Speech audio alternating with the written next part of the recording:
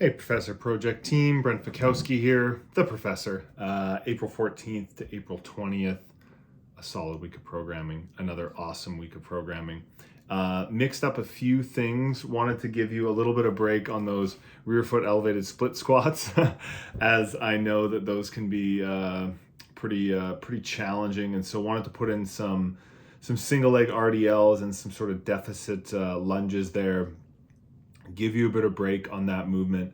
The snatch focused workout and the sort of clean focused workout later in the week, those have been very similar, right? You've been working in similar percentages, around that 70% of your 1 rep max. And, I've been speaking to some athletes that have had some success in improving their heavy Isabel time. It's something that's going on right now with some of the semifinals in North America.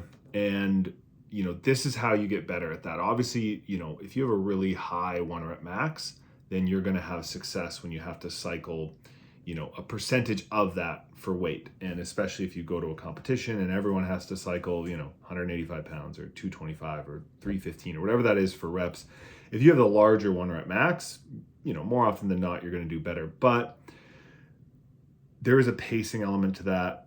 And there is a, technical consistency and really like finding that sweet spot of like, okay, I'm doing singles every 5 seconds, 10 seconds, maybe it's every 20 seconds, but figuring out how to really pace those. And so I hope that through this block, as we focus a little more on the single leg strength and we're maintaining some Olympic weightlifting in these, hopefully you're finding some efficiencies and some consistency and maybe just kind of tapping into what appropriate pacing looks like for those. Now, obviously, there's a time and a place for that, and then there's a time and a place to actually improve that 1 rep max, which, not that this isn't, getting rid of that 1 rep max strength, but certainly not like pushing you forward. And now, moving forward, there'll be more work to improve that, and hopefully that single leg strength we've been gaining, you've also found some, maybe sorted out some imbalances, strengthened your hips, maybe strengthen the adductors a bit,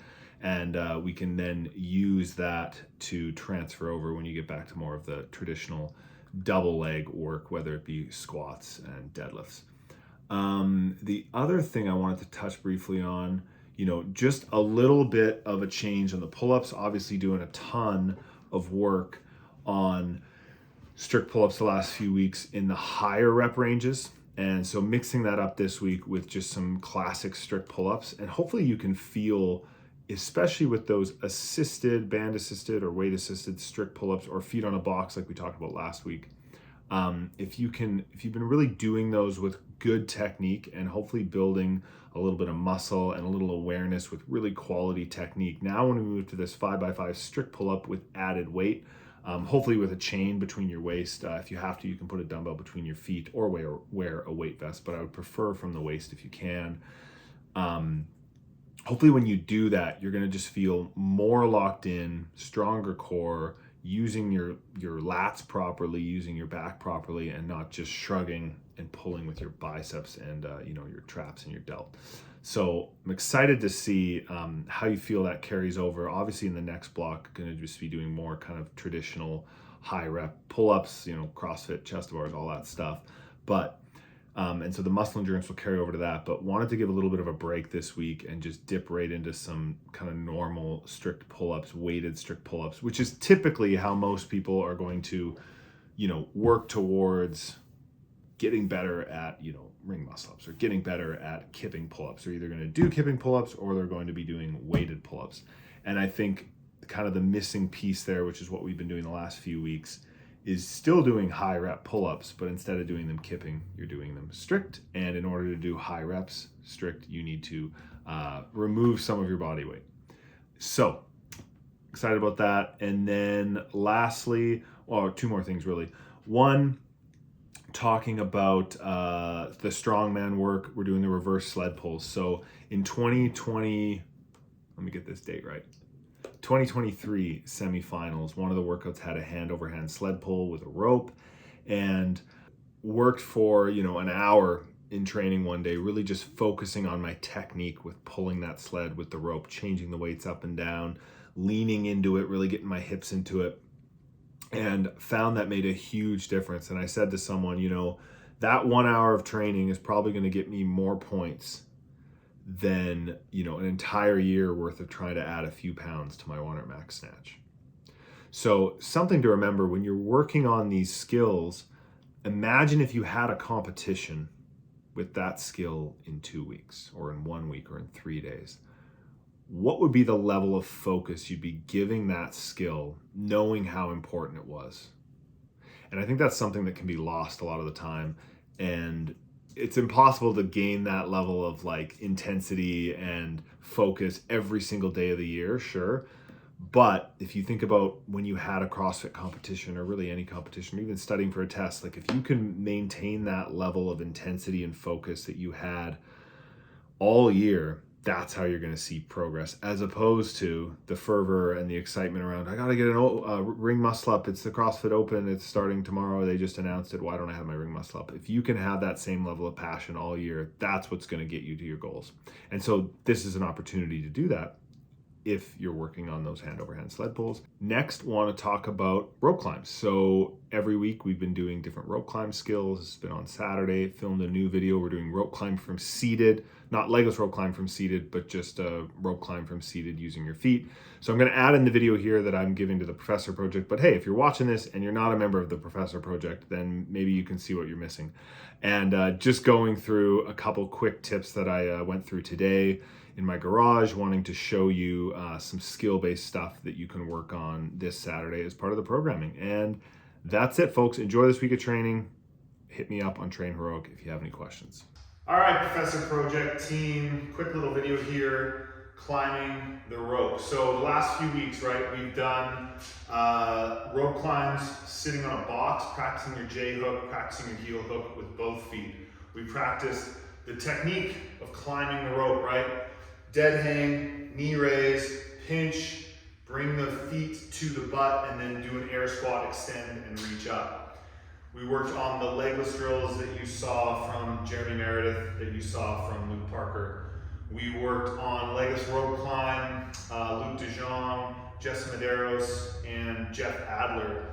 Their method of using straight legs back and forth like this.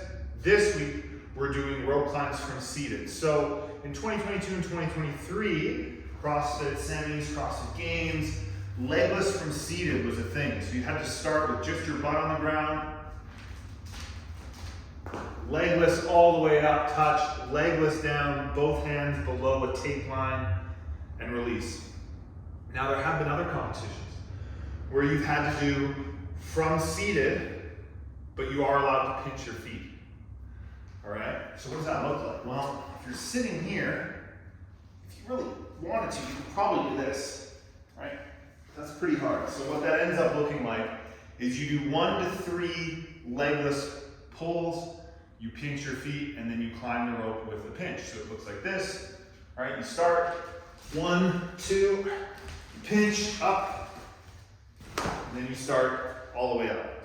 So this is a really good opportunity to work on trying to get that momentum back to forth, that swaying side to side with legless, and then getting a really efficient pinch